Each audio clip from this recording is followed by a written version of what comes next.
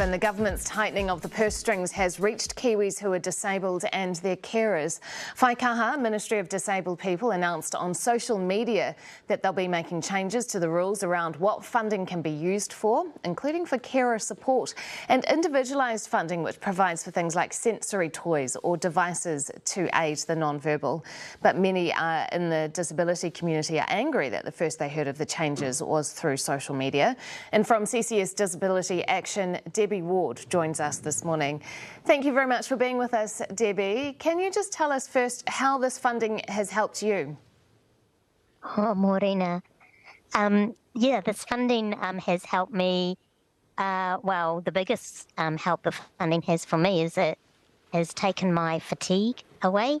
It reduces the fatigue I have because I can use the supports of other people through the funding to just do some of the everyday things for myself that just takes a bit of the stress and fatigue off me, which then enables me to be able to enjoy my family connections with my family, be able to do my job well, that sort of thing. That's how the funding has benefited me personally.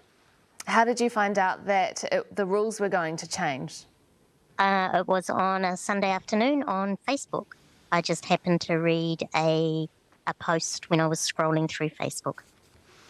Had you had any consultation with the Ministry of Disabled People or anything like that in terms of your position as CCS Disability Action? No consultation at all. There had been rumours on social media that there were going to be some cutbacks to equipment and modification. So when this post came out that it was around tightening up the rules for using the flexible funding supports that we're entitled to, that came by as a shock, really, and it has a big implication. How do you feel about the changes and about the lack of consultation? For the changes, I'm sort of left wondering, how is that going to have an impact on my work life, on my life in general? How's it going to have an impact on other disabled people's lives, on families that use this funding for their children so they can be part of and connected with their whānau circle? Really disappointed that for a Ministry of Disabled People, Whaikaha, the promise was it was set up for us, that the previous government had heard our voices. They've given us our own ministry, and this is just a result. The funding, it's not so much that the funding's been cut, the rules have been tightened in how the funds can be used. The ministry will say that part of the reprioritisation, I guess, of the rules means that those who are disabled will be able to access the funds more than those who are carers for disabled people. What would you say to that? Yeah, I think it has a flow-on effect. I think it's going to have a big impact of those of us that are disabled as well as the carers and family members of disabled young people. It just means we have often used friends, family members to not so much support us, but to, provide support for us, but also take that load off us a wee bit, give us that rest that we need. We do that because we have the relationship with these people, and they're not strangers in our lives. And now, I guess we're being more directed to use our funds on agencies that might exist that provide that support, but they're strangers in our lives. And we go back to feeling a bit of a burden to our family and friends once again. That's horrible to hear. Thank you very much for your time and explaining that this morning. That's Debbie Ward from CCS Disability Action, and we're joined now by the Minister for Disability Issues, Penny Simmonds. Penny, you would have been listening there to Debbie saying that they're going to feel like they're going to be a burden on their families, that she's disappointed that these changes are going to have a flow-on effect to people with disabilities. How does that make you feel? Yeah, look, Melissa, what's happened is the flexible use of individual funding came in about 4 years ago during COVID. And so it came in really rapidly without any rules or real guidelines around it. And so we've gone from being having no flexibility with the use of that individualised funding to absolutely open flexibility. And what we're saying now is that we actually need to get some tighter rules around it, not going back to completely no flexibility, but we have to work through just what is going to be eligible to be paid for in a flexible manner and what isn't. So it's a pause to get that work done. So that is a pretty big change to those people who receive the funding. What consultation was done before this announcement was made on Facebook?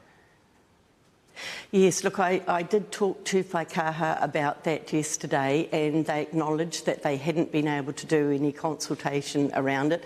They do have stakeholder engagement groups, but I think the speed at which they moved, they didn't have that consultation time, and so that's something that we've learnt from it. Absolutely, Minister, it is something that we've learnt.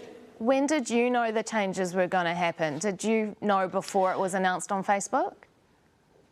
Yes, I did. I knew on the 14th. How much they earlier? gave me a paper on the 14th. On the 14th of March, the paper told me that it was going to be on the 18th. Okay, so at that point, did you think, well, actually, we need to consult with the disability community and potentially put a pause on this until we've done that?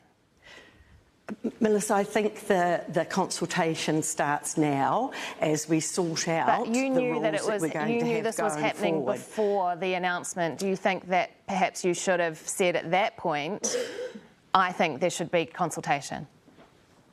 I think the consultation needs to be there to set up the rules. We would have been consulting on a pause. Now we're consulting on what the rules should be and how broad the scope should be and how wide the flexibility should be. And I think that's the appropriate things for us to be consulting on. And a lot of the information that's been coming in around the use of the flexibility to buy iPads to be able to access going into the community. They are absolutely the sort of things that we would want to see the funding being used on, and we have to ensure that we encapsulate that in the guidelines, in the rules, so that it is being used in a consistent way right across the country. Minister, I'm just looking at, this is an article in 2022 when you were in opposition and still very interested in, obviously, in the area of disability. And on the Accessibility for New Zealanders bill, you were extremely angry then that members of a variety, this is your words, members of a variety of advocacy groups and individuals from the disabled community should have had the opportunity to present at a select committee to tell their stories to try and improve this legislation. So in the past, you've been quite outspoken about saying disability groups need to be consulted. It seems now you're blaming that on the ministry and not taking responsibility for that yourself. No, not at all. I'm not blaming it on the ministry. I'm saying that the consultation will be now for us to sort out over the next 2 or 3 months before we move into the next financial year. So you're absolutely right. The sort of information that can be fed back about the flexible way in which it's been used that have been of real benefit, then we can work through and get those guidelines set out and those rules set out. For Whaikaha, they were put in a really difficult situation. They were put in a situation where they had no funding rules around this, and so it has gone from that absolutely no flexibility to complete open-ended flexibility, and now we are belatedly, and that is a problem, that we're belatedly putting those rules in, and so that's really difficult for people that have been able to access the funding for anything they wanted to use it for. Now we are tightening it up and putting some rules around it, so I acknowledge that, but the sort of feedback that we are already getting and the consultation that will go ahead now around what is what's of real benefit to these families and to these people with disabilities, what will be maximum benefit for them, because, look, the fund isn't open-ended. The whaikaha do have to manage within a set fund, and so let's get those rules set up so it is clear for everyone. Thank you very much for your time this morning, Minister, on AM. That is Minister for Disability Issues, Penny Simmonds.